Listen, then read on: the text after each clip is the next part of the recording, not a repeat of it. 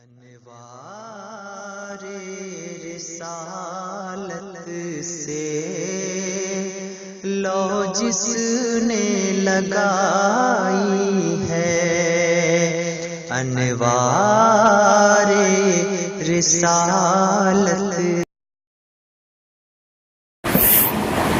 इन्नल हम्दुलिल्लाह नहमदुहु व नस्तईनुहु व नस्तगफिरुह व नऊज़ु बिल्लाहि मिन शुरूरि अंफुसिना व मिन सय्यिआति अमालिना।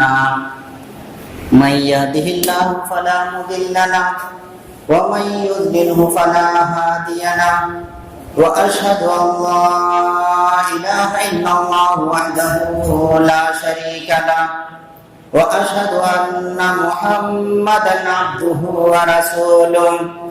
या अय्युहल्लज़ीना आमनुत्तक़ुल्लाहा हक़्क़ तुक़ातिही व ला तमूतुन्ना इल्ला व अंतुम मुस्लिमून।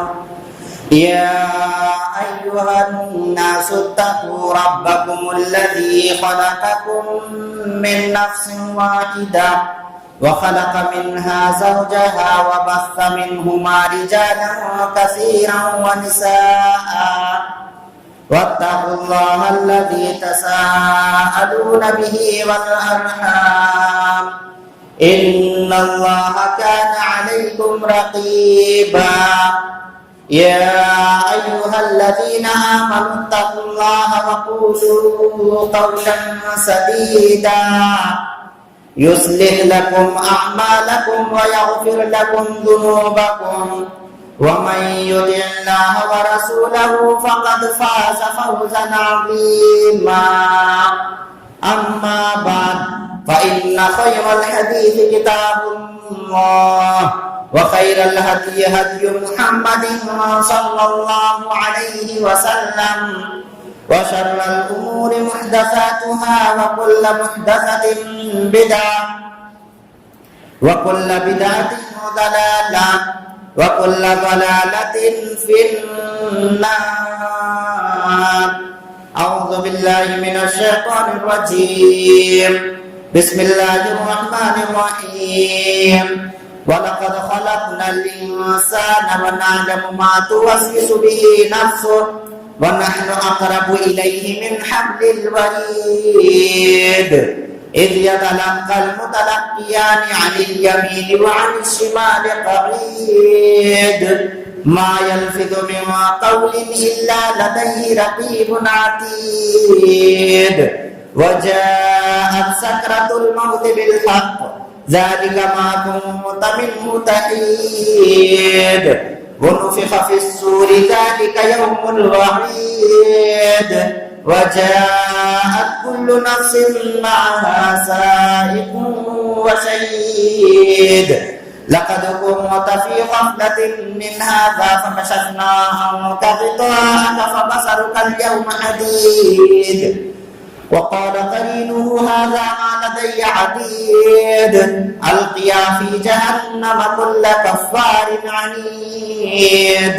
مناع للخير معتد مريب الذي جعل مع الله إلها آخر فألقياه في العذاب الشديد قال قرينه ربنا ما أطغيته ولكن كان في ضلال بعيد قال لا تختصموا لدي وقد قدمت إليكم بالوعيد ما يبدل القول لدي وما أنا بظلام للعبيد. وقال الله تبارك وتعالى في مقام آخر. بسم الله الرحمن الرحيم. ظهر الفساد في البر والبحر بما كسبت أيدي الناس رب اشرح لي صدري ويسر لي امري واحلل عقدة من لساني يفقهوا قولي رب زدني علما اللهم انفعني بما علمتني وعلمني ما ينفعني وزدني علما آمين.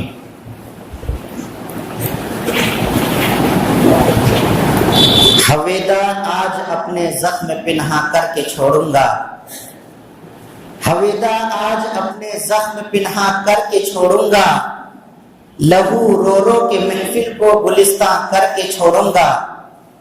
جلانا ہے مجھے ہر شمع دل کو سوز پنہا سے، جلانا ہے مجھے ہر شمع دل کو سوز پنہا سے، تیری تاریک راتوں میں چراغاں کر کے چھوڑوں گا، دکھا دوں گا زمانے کو جو میری آنکھوں نے دیکھا ہے، دکھا دوں گا زمانے کو جو میری آنکھوں نے دیکھا ہے، تجھے بھی صورت آئینہ حیران کر کے چھوڑوں گا۔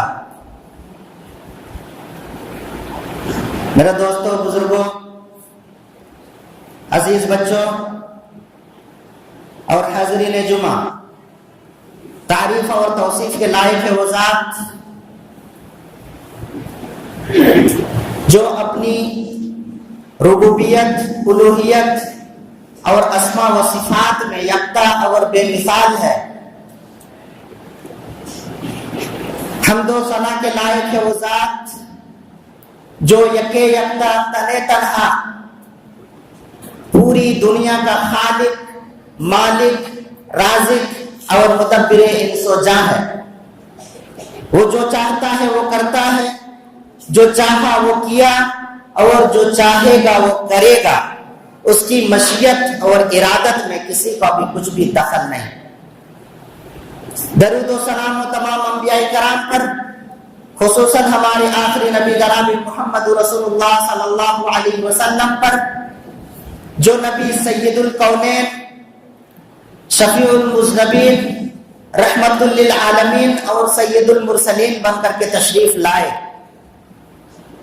اللہم صلی علی محمد وعلی آل محمد کما صلیت علی ابراہیم وعلی آل ابراہیم انک حمید مجید، اللہم بارک علی محمد وعلی آل محمد کما بارکت علی ابراہیم وعلی آل ابراہیم انک حمید مجید۔ حاضرین جمعہ، لوگ یہ شکایت کرتے ہیں اور یہ کہتے ہیں کہ اس سال دھان کی کھیتی اچھی نہیں ہوئی، نہ تو دھان کی روپائی کے وقت صحیح سے بارش ہوئی، نہ اب جب دھان کے کھیت کو بارش کی بہت زیادہ ضرورت ہے اس وقت بارش ہو رہی ہے۔ گویا کہ آج ہم لوگ قحط سالی کے دہانے پر کھڑے ہیں۔ دھان کی کھیتی اچھی نہیں ہے، تباہ و برباد ہونے والی ہے۔ ایک کسان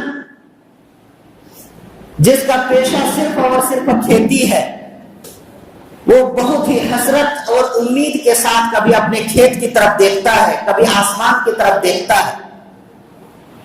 ہر آدمی آج بارش کے متمنی ہے، ہر آدمی سوچتا ہے کہ کاش کہ اس وقت بارش ہو جاتی تو دھان کی فصل اچھی ہوتی، یا کاش کہ اور تھوڑی بارش ہوئی ہوتی تو دھان کی فصل اچھی ہوتی۔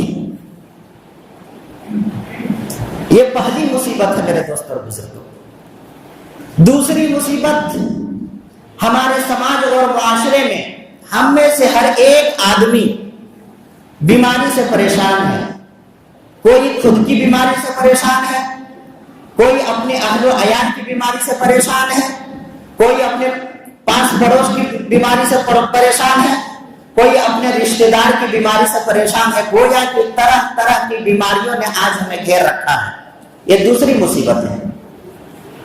اور تیسری مصیبت یہ ہے کہ آج ہم میں سے ہر ایک آدمی مالی تنگی کا شکار ہے، تنگ دستی کا شکار ہے، مالی تنگی کا شکار ہے۔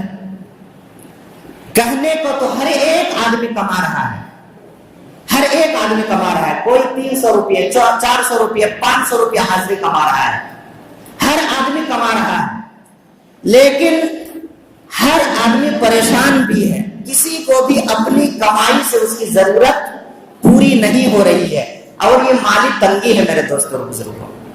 ہر ایک آدمی کما رہا ہے، صبح سے لے کر کے شام تک کوئی بھی ایسا آدمی نہیں ہے جو روزگار کی تلاش میں، جو معاش کی تلاش میں، جو روزگار کی فکر میں ادھر ادھر دوڑتا اور بھاگتا نظر نہ آئے۔ لیکن اگر آپ اس سے کہیں کہ آج مجھے 10,000 کی ضرورت ہے، دے دیجیے، تو کہے گا نہیں، میرے پاس نہیں ہے، ہم خود پریشان ہیں، بیماری سے پریشان ہے، گھر کا کام چل رہا ہے، وہاں کام ہے، فلاں جگہ پیسہ لگ گیا، میرے پاس نہیں ہے، میں خود پریشان ہوں، اگر آپ ہی کے پاس ہے تو مجھے دے دیجیے۔ ہر آدمی مالی تنگی کا شکار ہے، چاہے نوکری والا ہو، چاہے تجارت والا ہو، چاہے کسان ہو، چاہے ٹھیکیدار ہو، چاہے مستری ہو، چاہے مزدور ہو، کوئی بھی آدمی ہو، کسی بھی طبقے کا آدمی ہو، ہر ایک آدمی مالی تنگی سے پریشان ہے، کسی کی بھی ضرورت پوری نہیں ہو رہی ہے۔ یہ تیسری مصیبت ہے۔ چوتھی مصیبت یہ ہے کہ آج ہمارے سماج اور معاشرے میں نہ اتفاقی آپسی لڑائی اور جھگڑے، نہ چاقی دشمنی بڑھتی جا رہی ہے۔ باپ بیٹے کی دشمنی، بھائی بھائی کی دشمنی، چچا بھتیجے کی دشمنی، ساس بہو کی لڑائی، پڑوس کی لڑائی، رشتہ دار کی لڑائی، گویا کہ ہم میں سے ہر ایک آدمی آج اپنے رشتہ داروں سے، اپنے قریبی رشتہ داروں سے، اپنے پڑوسیوں سے دور ہوتا جا رہا ہے۔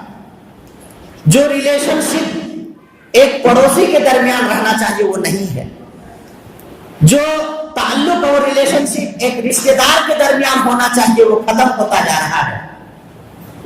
باپ بیٹے کے درمیان دوریاں بڑھتی جا رہی ہے، بھائی بھائی کے درمیان دوریاں بڑھتی جا رہی ہے، چچا بھتیجے کے درمیان دوریاں بڑھتی جا رہی ہے۔ یہ چوتھی مصیبت ہے میرے دوستوں اور بزرگوں۔ اور اس طرح کے اور کئی مصیبتیں ہیں، کئی پریشانیاں ہیں جس سے آج ہمارا سماج اور معاشرہ پریشان ہے یا مبتلا ہے۔ لیکن کیا ہم میں سے کوئی بھی آدمی آج یہ سوچنے کے لیے تیار ہے، یہ غور و فکر کرنے کے لیے تیار ہے کہ آخر یہ جو صورتحال بنی ہوئی ہے، یہ جو کیفیت بنی ہوئی ہے، یہ جو پریشانیاں ہیں، یہ جو مصیبتیں ہیں، اس کے ریزنز کیا ہیں، کارن کیا ہیں، وجوہات کیا ہیں، اسباب کیا ہیں، عوامل کیا ہیں؟ کیا کوئی آدمی سوچنے کے لیے تیار ہے؟ کوئی آدمی غور و فکر کرنے کے لیے تیار ہے؟ نہیں۔ کیا کوئی بھی آدمی آج یہ ماننے کے لیے تیار ہے کہ جو ہم پر مصیبتیں آ رہی ہے یہ ہماری گناہوں کی وجہ سے آ رہی ہے؟ کیا کوئی بھی شخص آج یہ غور و فکر کرنے اور اپنے آپ کا محاسبہ کرنے کے لیے تیار ہے کہ آج ہماری زندگی گناہوں سے بھری پڑی ہے، آج ہماری زندگی غلطیوں سے، کوتاہیوں سے، اللہ کی نافرمانیوں سے بھری پڑی ہے، اور گناہ، غلطی، نافرمانی آج سماجی صورتحال اختیار کر لی ہے میرے دوستوں اور بزرگوں۔ ایک گناہ ہوتا ہے جو ذاتی، اپنے ذات پر جو سمت ہوتا ہے، نجی یعنی اپنی زندگی میں جو سمت ہوتا ہے، اور ایک برائی ہوتی ہے جو اپنے چنگل میں پورے سماج کو لے لیتی ہے۔ تو آج بہت ساری برائیاں ہیں جس میں پورا سماج مبتلا ہو چکا ہے، اور جب کسی برائی میں پورا سماج مبتلا ہو جائے تو اللہ رب العالمین کسی ایک آدمی کو عذاب نہیں دیتا بلکہ پورے سماج کو عذاب میں گرفتار کرتا ہے، چاہے اس سماج میں رہنے والے کئی لوگ ایسے ہوں جو اس غلطی میں، اس گناہ میں گرفتار نہ ہو، لیکن اس کے باوجود بھی جب بستی میں عذاب آتی ہے تو سارے لوگ اس عذاب میں گرفتار ہو جاتے ہیں، اور سارے لوگ اس عذاب کے زد میں آ جاتے ہیں۔ اللہ رب العالمین کا قانون ہے، دنیاوی عذاب جب آتا ہے تو اللہ رب العالمین کے عذاب میں ہر آدمی مبتلا ہو جاتا ہے، چاہے وہ آدمی گناہ کرے یا نہ کرے۔ جیسے مثال کے طور پر ابھی اگر زلزلہ آ جائے، بھوکمپ آ جائے، انسانوں کی غلطی کی وجہ سے، انسانوں کے گناہ کی وجہ سے اگر زلزلہ آ جائے تو زلزلہ دیکھ کر کے نہیں آئے گا کہ اس گھر میں برائی ہو رہا ہے اسی گھر میں ہم زلزلہ جائیں گے، فلاں جگہ برائی ہو رہی وہیں پہ زلزلہ جائیں گے، ایسی بات نہیں ہے، بلکہ پورے بستی والوں کو جھنجھڑ کر کے رکھ دے گا، پورے بستی والوں کو تباہ و برباد کر کے رکھ دے گا۔ اس کے بعد آخرت میں جو حساب و کتاب ہوگا وہ اپنے اپنے اعمال کے حساب سے حساب و کتاب ہوگا، لیکن دنیاوی عذاب میں ہر ایک آدمی مبتلا ہو جائے گا میرے دوستوں بزرگوں۔ تو کیا آج کوئی بھی آدمی اپنے گناہوں پر شرمندہ ہونے کے لیے تیار ہے؟ کیا کوئی بھی آدمی یہ اقرار کرنے کے لیے تیار تیار ہے کہ ہاں واقعی میں ہم سے گناہ ہو رہا ہے، واقعی میں ہم اللہ کی نافرمانی کر رہے ہیں، واقعی میں ہم اللہ کے نافرمان بندے ہو چکے ہیں، کیا کوئی بھی آدمی آج یہ سوچنے کے لیے اور غور و فکر کرنے کے لیے تیار ہے؟ نہیں۔ اللہ کی پکار کو سن کر کے، اللہ کی آواز کو سن کر کے مسجدوں میں حاضری دینے والے پیارے نمازیوں، کیا آپ تیار ہیں سوچنے کے لیے؟ کیا آپ غور و فکر کرنے کے لیے تیار ہیں؟ کیا آپ گناہوں سے توبہ کرنے کے لیے تیار ہیں؟ میں ان سے کیا بات کروں، ان بہروں سے جو اللہ کی پکار تک نہیں سن پاتے ہیں، جو پانچوں وقت اللہ رب العالمین کی پکار مسجدوں سے گونجتی ہے، میناروں سے گونجتی ہے، لیکن ان بہروں کو جو مسجد کے اذان کی پکار سنائی نہیں دیتے، میں اس سے کیا سوال کروں؟ میں ان گونگوں سے کیا سوال کروں جو 24 گھنٹے میں ایک مرتبہ بھی اللہ رب العالمین کا ذکر نہ کر سکے، اللہ رب العالمین کے سامنے جو حاضری نہ دے سکتے، میں ان سے کیا سوال کروں؟ میں ان اندھوں سے کیا سوال کروں جن کو اللہ رب العالمین کے نشانیاں نظر نہیں آتی ہیں، جن کو اللہ رب العالمین کی آیتیں نظر نہیں آتی ہیں، جنہوں نے اپنی زندگی کو گناہوں میں ڈھال رکھا ہے، جنہوں نے اپنے کان کے پردوں کو بند کر لیا ہے، جنہوں نے اپنی آنکھ کے پردوں کو بند کر لیا ہے، جنہوں نے اپنی زبان کو بند کر لیا ہے، جن کی زبانیں اللہ رب العالمین کی حمد و ثنا سے قاصر ہے، جن کی آنکھیں اللہ رب العالمین کی نشانیاں دیکھنے سے قاصر ہے، جس کے کان اللہ رب العالمین کی پکار سننے سے قاصر ہے، جس کے قدم اللہ رب العالمین کی طرف بڑھنے سے قاصر ہے، جس کے ہاتھ اللہ رب العالمین کی کتاب پکڑنے سے قاصر ہے، میں ان لوگوں سے کیا سوال کروں، ان لوگوں سے کیا بات کروں؟ میں آپ لوگوں سے پوچھنا چاہتا ہوں کہ کیا آپ لوگ تیار ہیں؟ کیا آپ لوگ غور و فکر کرنے کے لیے تیار ہیں؟ کیا آپ لوگ اپنے آپ سے سوال کرنے کے لیے تیار ہیں؟ نہیں میرے دوستوں اور بزرگوں، ہم میں سے کوئی بھی سچائی کا سامنا کرنے کے لیے تیار نہیں ہے، ہم میں سے کوئی بھی آج سچائی کا منہ دیکھنے کے لیے تیار نہیں ہے۔ آئیے ہم احادیث سے اس کا جواب چاہتے ہیں۔ جو 4 مصیبتیں میں نے گنائی، اس کے علاوہ بھی بہت ساری مصیبتیں ہیں، ان مصیبتوں کے کیا اسباب ہیں، کیا ریزنز ہیں، کیا وجوہات ہیں؟ آئیے میں حدیث سے اس کا جواب ہم تلاش کرتے ہیں، اور حدیث میں اس کا جواب ہم ڈھونڈتے ہیں۔ میرے دوستوں اور بزرگوں، میں ایک حدیث پڑھتا ہوں، لمبی حدیث ہے، ابن ماجہ کی روایت ہے اور صحیح حدیث ہے۔ حضرت عبداللہ بن عمر رضی اللہ تعالیٰ عنہ اس کے راوی ہیں۔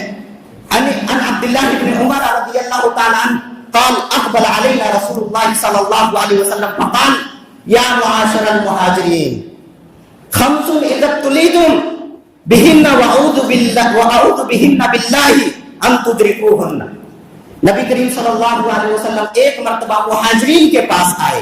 مہاجرین یعنی جو لوگ مکہ سے ہجرت کر کے مدینہ چلے گئے تھے، مہاجرین بیٹھے ہوئے تھے، مہاجرین کے پاس نبی کریم صلی اللہ علیہ وسلم تشریف لائے اور کہا یا معاشر المہاجرین، اے مہاجرین کی جماعت سنو، اے مہاجرین کی جماعت سنو، غور و فکر کرو کہ خمس اذا ابتلیتم، کہ 5 چیزیں ایسی ہیں کہ جب تم اس میں گرفتار ہو جاؤ گے، 5 گناہ ایسی ہیں، 5 غلطیاں ایسی غلطی ہیں، 5 چیزیں ایسی ہیں کہ جب تم ان 5 چیزوں پر گرفتار ہو جاؤ گے تو اللہ رب العالمین ان 5 چیزوں کی وجہ سے تم کو 5 عذاب میں مبتلا کرے گا۔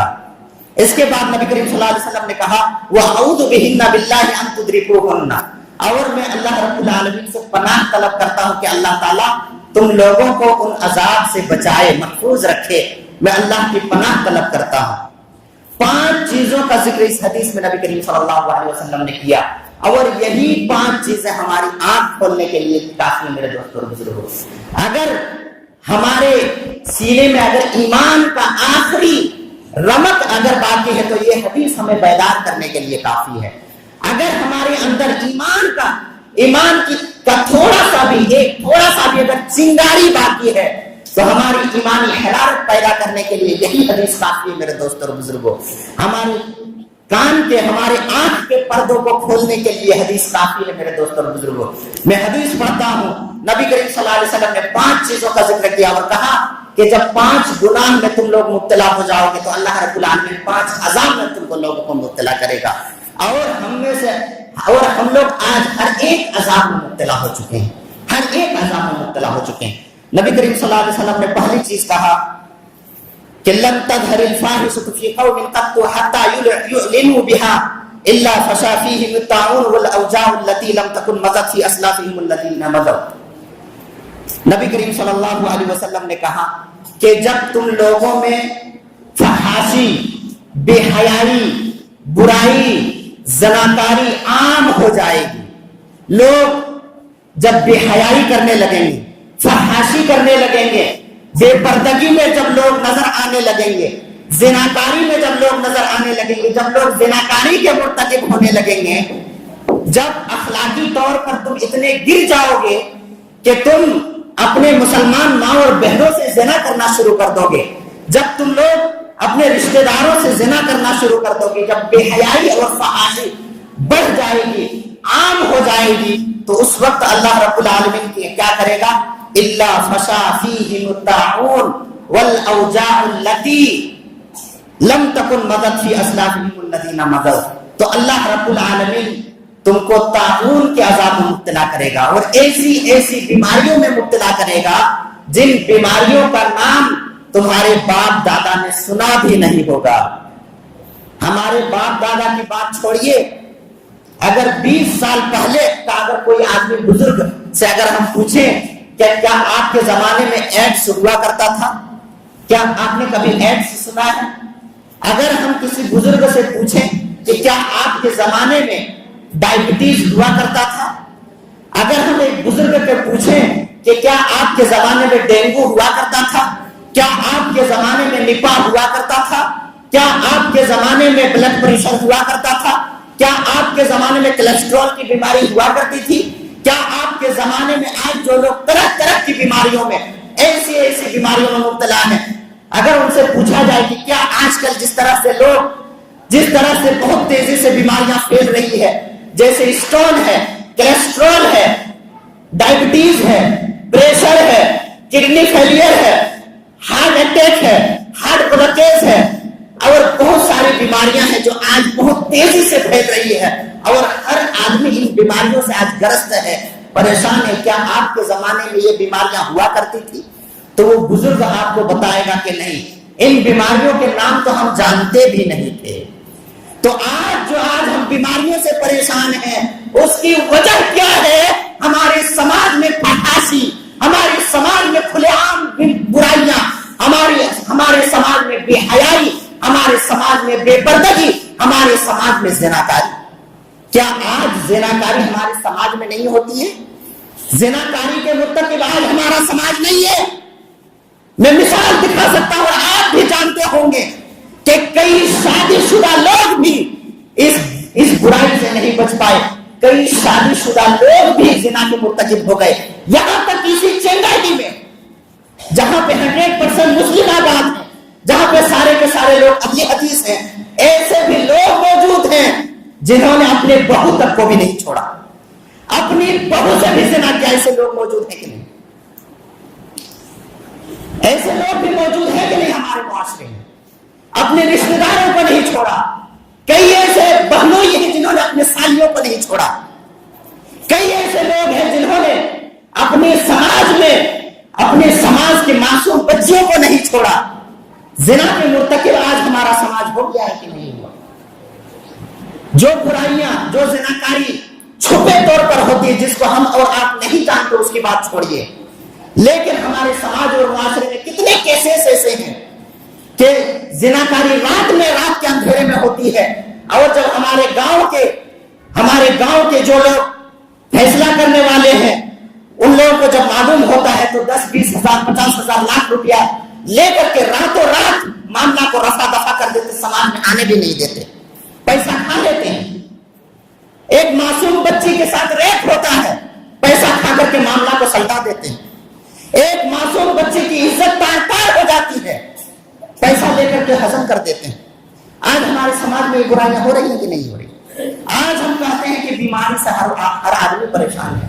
کیوں پریشان ہے؟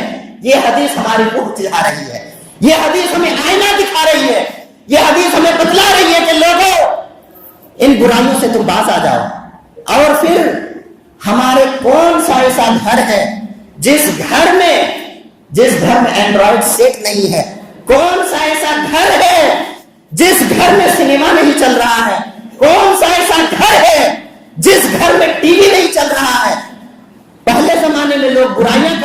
जामताड़ा जाते थे सिनेमा देखने के लिए, आज हर घर में सिनेमा मौजूद है। किस नौजवान के मोबाइल में जियो सिनेमा नहीं है? किस नौजवान के मोबाइल में जियो टीवी नहीं है? हमें जरा बताएं। आप सोचते हैं कि हमारा बच्चा मासूम है, लेकिन रात की तन्हाई में चादर ओढ़ करके आपका बेटा क्या क्या बुराइयां कर रहा है, आप उससे नाचना है, बेखबर है।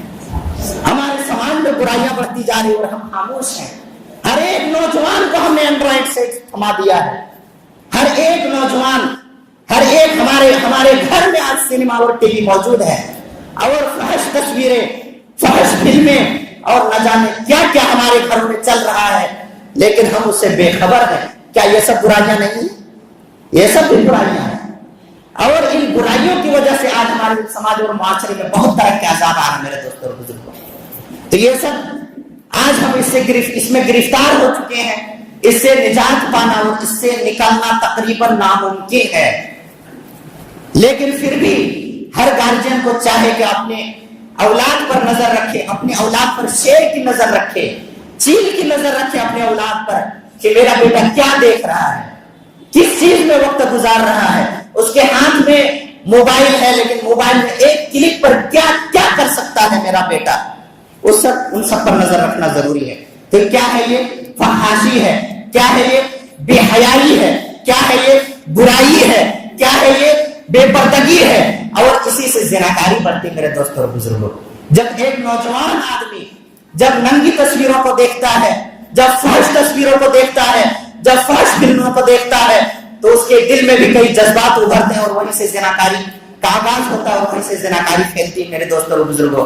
बहरहाल मुझे आईना दिखाना है, मैं आईना दिखा देता हूं। चलिए आगे। दूसरी बीमारी, नबी करीम सल्लल्लाहु अलैहि वसल्लम ने क्या कहा? दूसरी चीज नबी करीम सल्लल्लाहु अलैहि वसल्लम ने कहा, वलम यनकुदुल मिक्याल वल मीज़ान इल्ला उखिदू बिस्सिनीन व शिद्दतिल मऊनति व जौरि सुल्तानी अलैहि, कि जब तुम लोग नाप तोल में कमी करने लगोगे, जब तुम लोग नाप तोल में कमी करने लगोगे तो अल्लाह रब्बुल आलमीन कहत साली में मुब्तला कर देगा। अल्लाह रब्बुल आलमीन तंगी में मुब्तला कर देगा, माली तंगी। हर आदमी कमा रहा है सुबह से शाम तक, किसी को भी बोले कि आप नमाज क्यों नहीं पढ़ते? नमाज पढ़ने की फुर्सत कहाँ, काम बहुत है, कहां से नमाज पढ़ेंगे, इतना काम है, लेकिन इतना काम है लेकिन फिर भी हमारी जरूरत पूरी नहीं हो रही है। क्या आपको याद नहीं है कि हमारे बूढ़े बुजुर्ग में से एक, हमारे बाप या भाई एक कमाता था, लेकिन दसियों आदमी आराम से खाते थे, खुशहाल होकर के खाते थे, खुशहाल होकर के खाते थे। कभी तंगी नहीं होती थी, कभी भी तंगी नहीं होती थी। लेकिन आज हर एक आदमी परेशान है माल के लिए, दौलत के लिए। हर एक आदमी कमा रहा है। पहले बहुत कम मजदूरी मिलती थी, आज बहुत ज्यादा मजदूरी है, लेकिन इसके बावजूद भी हर आदमी परेशान है, किसी की भी जरूरत पूरी नहीं हो रही। क्या है ये? क्या है ये माली तंगी है जिसके अजाब में हम लोग मुब्तला हो चुके हैं। तो नबी करीम सल्लल्लाहु अलैहि वसल्लम ने क्या कहा कि जब तुम लोग नाप तोल में कमी करने लगोगे, नाप तोल में कमी, नाप तोल में कमी सिर्फ ये नहीं है कि जो बिजनेसमैन है, जो अनाज वजन करता है तो किसी को देता है तो कम वजन करता है, और किसी से लेता है तो ज्यादा वजन करता है, सिर्फ ये नहीं है, बल्कि नाप तोल में कमी ये भी है मेरे दोस्तों और बुजुर्गों के। जैसे किसी आदमी से आपने जितना काम करने का पैसा लिया, उतनी ड्यूटी नहीं की, उतना काम नहीं किया, आप टाइम मटोल करने लगे, मोबाइल स्विच ऑफ कर दिया, वो आपने पैसा ले लिया, फोन कर रहा है, मोबाइल स्विच ऑफ कर दिया, बहाना बना रहे, उसका काम नहीं कर दे रहे हैं, ये भी नाप तोल में कमी है। कोई सरकारी आदमी है या पारा टीचर है जो सरकार से 8 घंटा 5-6 घंटा ड्यूटी करने का पैसा लेता है, लेकिन 4 घंटा ड्यूटी करता है और पैसा 6 घंटा ड्यूटी करने का लेता है, ये भी नाप तोल में कमी है।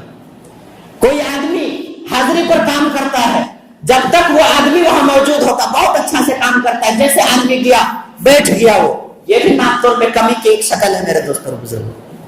यानी जितना आपने पैसा लिया उतना काम नहीं किया, ये भी नाप तोल में कमी की शक्ल है। सिर्फ नाप तोल में कमी सिर्फ वजन नहीं है। तो आज हमारा माशरा इस बुराई में मुब्तला है कि नहीं है? और जब नबी सल्लल्लाहु अलैहि वसल्लम ने कहा कि जब कोई कौम इस बुराई में मुब्तला हो जाएगा तो अल्लाह रब्बुल आलमीन क्या करेगा? कहत साली नाजिल कर देगा, अल्लाह रब्बुल आलमीन तंगी नाजिल कर देगा। قحط سالی کے دہانے پر آج ہم لوگ کھڑے ہیں.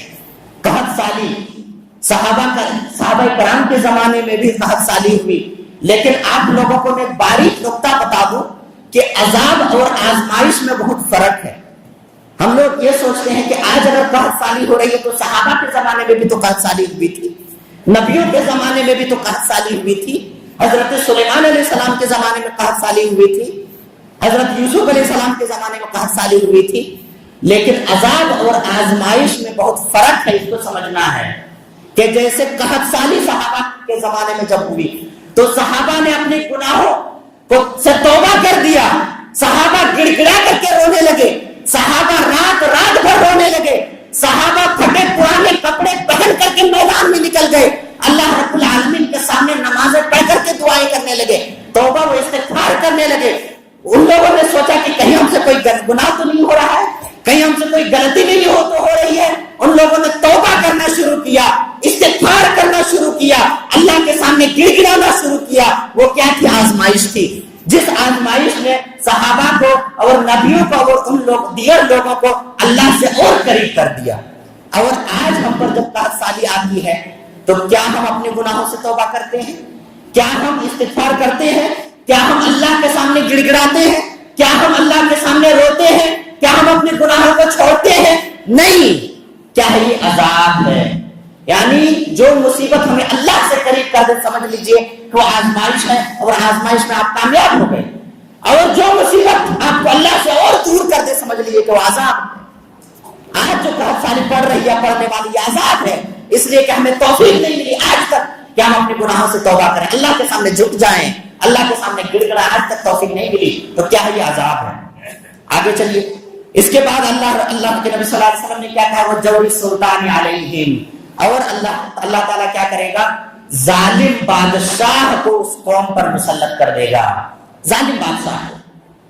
آج گائے کے نام پر کس کو مارا جاتا ہے؟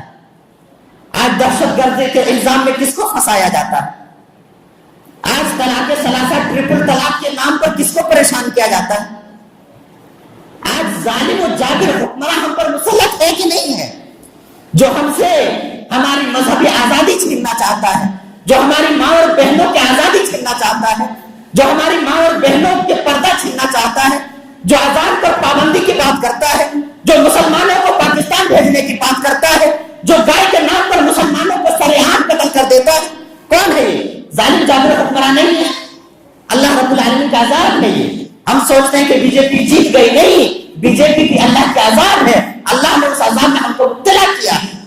اللہ کا وعدہ ہے کہ اللہ رب العالمین تمہارے اوپر ظالم اور جابر حکمراں کو مسلط کرے گا. آج اگر ظالم اور جابر ہمارے سر پر حکمراں ہمارے سر پر کھڑا ہے، ہماری غلطی. آگے چلیے. تیسری چیز نبی صلی اللہ علیہ وسلم نے کیا کہا؟ وَلَمْ يَمْنَعُوا زَكَاةَ أَمْوَالِهِمْ إِلَّا مُنِعُوا الْقَطْرَ مِنَ السَّمَاءِ وَلَوْلَا الْبَهَائِمُ لَمْ يُمْطِرُوا. کہ جب لوگ زکات کو روک لیں گے، زکات کو جب لوگ اپنا حق سمجھنے لگیں گے تو اللہ رب العالمین آسمان سے بارش کو روک دے گا. زکات. کتنے لوگ ہیں جو صحیح سے اپنے بینک بیلنس کو، اپنے بزنس کا، اپنے آمدنی کا صحیح حساب لگا کر کے صحیح زکات نکالتا؟ کتنے ایسے آدمی؟ اگر ہم لوگ صحیح زکات ادا کرتے تو آج ہمارے سماج میں غریبی نہیں ہوتی. بیوہ جو پریشان ہے وہ بیوہ پریشان نہیں ہوتے. لڑکی کی شادی کے لیے جو لوگ پریشان ہیں وہ لڑکی کی شادی کے لیے پریشان نہیں ہوتے. زکات کو ہم نے صحیح ادا نہیں کیا. اگر مولوی عالم اگر مدرسے کے نام پر یا اسی طرح سے غریب اگر اپنی غریبی کے نام پر، مفلس اگر مفلسی کے نام پر آ کر کے ہمارے دروازے پر ہاتھ نہ پھیلائے تو کیا ہم صحیح اپنے مال کے زکات کا حساب کتاب لگا کر کے لے جا کر کے مدرسے میں پہنچا دیں گے؟ غریب کو لے جا کر کے کیا ہم پہنچا دیں گے؟ ایک بیوہ کو لے جا کر کے کیا ہم پہنچا دیں گے؟ ایک مفلس کو کیا ہم لے جا کر کے پہنچائیں گے؟ نہیں. سارا کھا جائیں گے. اگر مولوی چندہ لینے نہ آئے تو ہم مال پورا کھا جائیں گے. زکات کا مال، صدقہ کا مال پورا کھا جائیں گے. آج زکات لینے کے لیے تو آتا ہم لوگ اس کو برا سمجھتے ہیں. وہ ہمارے اوپر احسان کر رہا ہے کہ ہمارے مال کو پاک اور صاف کر رہا ہے، ہمارے مال کے دھول کو آ کر کے لے کر کے چلا جا رہا ہے. اور وہ ہمارے مال کو صاف کر رہا ہے، لیکن ہم اس کو برے نظر سے، شک کی نظر سے دیکھتے ہیں۔ میرے دوستوں اور بزرگوں، تو زکوٰۃ کا کیا نظام ہے ہمارے سماج اور معاشرے میں؟ جیسے صحابہ کے زمانے میں جو نظام ہوا کرتا تھا بیت المال، سارے لوگ اپنے زکوٰۃ کا، صدقات کا حساب و کتاب لگا لیتے تھے، لگا کر کے بیت المال میں جمع کر دیتے تھے۔ بیت المال سے اس کے بعد جو غریب ہیں، جو یتیم ہیں، جو مجبور ہیں، جو قرض دار ہیں، جو بیوہ ہیں، سارے لوگوں کو لے جا کے پہنچا دیا جاتا تھا۔ آج وہ سسٹم کہاں ہے میرے دوستوں اور بزرگوں؟ کوئی سسٹم نہیں ہے، سسٹم نہیں ہے، اپنے سے بھی ہم نہیں نکالتے۔ اللہ نے کیا، اللہ کے نبی صلی اللہ علیہ وسلم نے کیا کہا؟ جب لوگ زکوٰۃ کو روک لیں گے تو اللہ رب العالمین آسمان سے بارش کو روک لے گا۔ اس کے بعد کیا کہا؟ وَلَوْلَا الْبَهَائِمُ لَمْ يُمْطِرُوا، کہ اگر یہ چوپائے مطلب جانور، اگر جانور موجود دنیا میں نہ ہوتے تو اللہ رب العالمین بارش ہی نہ برساتا۔ اللہ رب العالمین بارش کس وجہ سے برسا رہا ہے؟ بارش جانوروں کی وجہ سے برسا رہا ہے کہ اگر اللہ رب العالمین بارش کو روک لے تو یہ بے زبان جانور بھوکے مر جائیں گے، پیاسے مر جائیں گے۔ اس وجہ سے اللہ رب العالمین بارش برسا دیتا ہے۔ نہیں تو ہم لوگ اتنے گناہگار ہیں، اتنے خطا کار ہیں ہم لوگ کہ ہم لوگ اللہ رب العالمین کے بارش کے حقدار نہیں ہیں۔ جو بارش ہو جاتی ہے یہ چوپائیوں کی وجہ سے ہو جاتی ہے، جانوروں کی وجہ سے ہو جاتی ہے۔ میرے دوستوں اور بزرگوں، تو زکوٰۃ کا کیا نظام ہے؟ نظام زکوٰۃ کو نافذ کرنا بہت ضروری ہے۔ زکوٰۃ کو ہم لوگوں نے بہت ہی معمولی سمجھا ہوا ہے۔ زکوٰۃ ہم لوگ سوچتے ہیں صرف مدرسے میں دے دیا بس زکوٰۃ ادا ہو گئی۔ اللہ رب العالمین نے زکوٰۃ کے 8 مصارف بیان کیے ہیں، یہاں موقع نہیں ہے 8 مصارف کے جہاں جہاں زکوٰۃ ہم کو پہنچانا ہے۔ صرف مدرسے میں پہنچا کر کے ہم سوچتے ہیں کہ بس اللہ چھٹی، نہیں، جو زکوٰۃ کے حقدار ہیں وہاں زکوٰۃ کا مال پہنچنا چاہیے، لیکن نہیں پہنچ رہا ہے زکوٰۃ۔ اسی وجہ سے اللہ رب العالمین نے آسمان سے بارش کو روک لیا، اور جو بھی تھوڑی بہت بارش ہو رہی ہے وہ چوپائیوں کی وجہ سے ہو رہی ہے، جانوروں کی وجہ سے ہو رہی ہے، ہماری وجہ سے نہیں ہو رہی۔ چوتھی چیز نبی صلی اللہ علیہ وسلم نے کیا کہا؟ وَلَمْ يَنْقَضُوا عَهْدَ اللَّهِ وَعْهْدَ رَسُولِهِ إِلَّا سَلَّطَ اللَّهُ عَلَيْهِمْ عَدُوًّا مِنَ السَّمَاءِ فَأَخَذُوا بَعْضَ مَا فِي أَيْدِيهِمْ، کہ جب لوگ اللہ رب العالمین کے عہد کو توڑ دیں گے، اللہ رب العالمین کے عہد کو توڑ دیں گے۔ اللہ رب العالمین کا عہد کیا ہے؟ نماز۔ اللہ رب العالمین کا عہد کیا ہے؟ شریعت اسلامیہ۔ اللہ رب العالمین کا عہد کیا ہے؟ اللہ رب العالمین نے جو قانون بنا دیا ہے مسلمانوں کے لیے وہ قانون، یہ سب عہد ہے۔ تمام قانون کو تو ہم نے توڑ دیا، لاسٹ میں نماز کو بھی ہم نے چھوڑ دیا۔ میرے دوستوں اور بزرگوں، اللہ کا عہد ہے یہ۔ کیا کہا؟ کہ جب لوگ اللہ اور اس کے رسول کے عہد کو توڑ دیں گے تو اللہ رب العالمین کسی دشمن کو مسلط کر دے گا جو ان سے وہ تمام چیزیں چھین لے گا جو اس کے اختیار میں تھا۔ آج سے کچھ 100 سال پہلے، انگریزوں سے پہلے ہندوستان کا مالک کون تھا؟ ہم تھے۔ ہندوستان پر حکمرانی کس کی تھی؟ ہماری تھی۔ تاج کے مالک کون تھے؟ ہم تھے۔ تخت و تاج کے مالک ہم تھے۔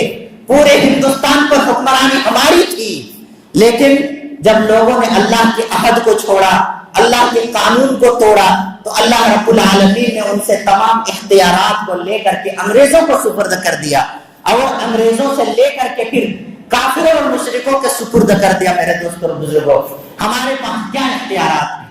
کچھ بھی اختیارات نہیں، ہمارے پاس کچھ بھی اختیارات نہیں ہے۔ وقت نہیں تو میں بتاتا کہ ہمارے پاس کتنے کم اختیارات ہیں۔ بہرحال کہنے کا یہ مطلب ہے، نبی صلی اللہ علیہ وسلم نے کہا کہ جب لوگ اللہ کے عہد کو توڑ دیں گے تو اللہ رب العالمین تمام اختیارات کو چھین لے گا۔ آج ہمارے پاس اختیارات ختم ہوتے جا رہے ہیں۔ ایک دن وہ آئے گا کہ ہم مسجد سے ہم لاؤڈ اسپیکر میں اذان بھی نہیں دے پائیں گے۔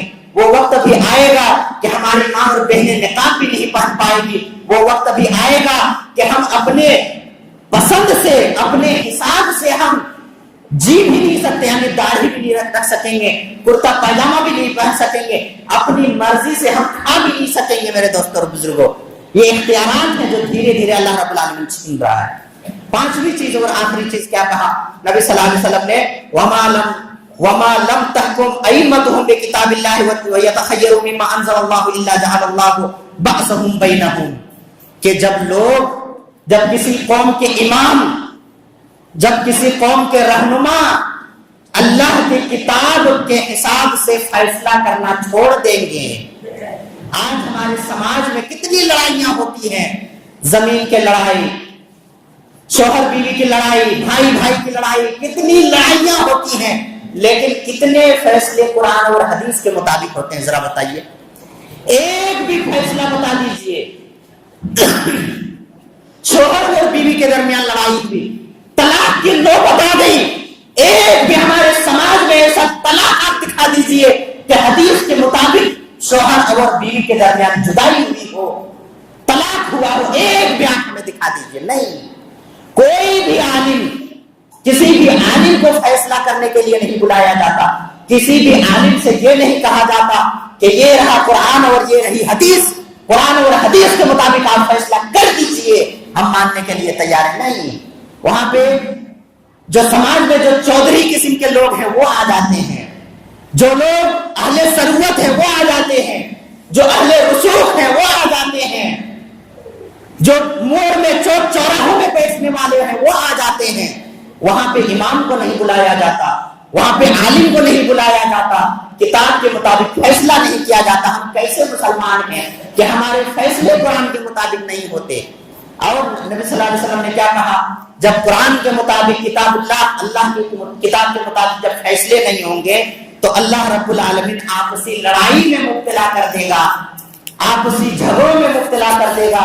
آج ہم آپسی لڑائی و جھگڑے میں گرفتار ہیں کہ نہیں ہیں؟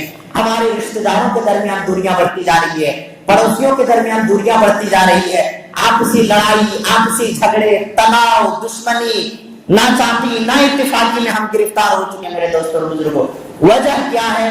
اللہ کے کتاب کے مطابق فیصلہ نہ کرنا۔ تو یہ 5 چیزیں ہیں حدیث میں نبی کریم صلی اللہ علیہ وسلم نے بیان کر دیا۔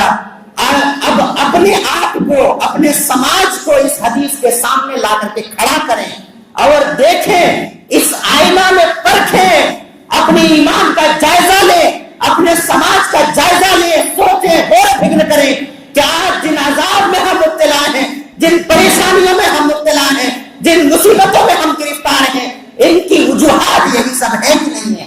یہی برائیاں ہیں کہ نہیں ہے؟ اگر اب بھی ہم نے توبہ نہیں کیا، اگر ہم نے اب بھی استغفار نہیں کیا تو میرے دوستوں اور بزرگوں اور مزید ہم عذاب میں مبتلا ہو سکتے ہیں۔ یہ تو دنیاوی عذاب ہے، آخرت میں جو عذاب ہونے والا ہے وہ تو ہے ہی میرے دوستوں اور بزرگوں۔ تو یہ حدیث ہمیں آئینہ دکھاتی ہے، یہ حدیث ہمیں بتاتی ہے، یہ حدیث ہمیں سوچنے پر مجبور کرتی ہے۔ اگر ہم نے اب بھی نہیں سوچا، اگر ہم اب بھی بیدار نہیں ہوئے، اگر یہ حدیث ہمیں اب بھی بیدار نہیں کر پائی تو اب کیا آسمان سے فرشتے آئیں گے؟ کیا دوبارہ پھر نبی آئیں گے؟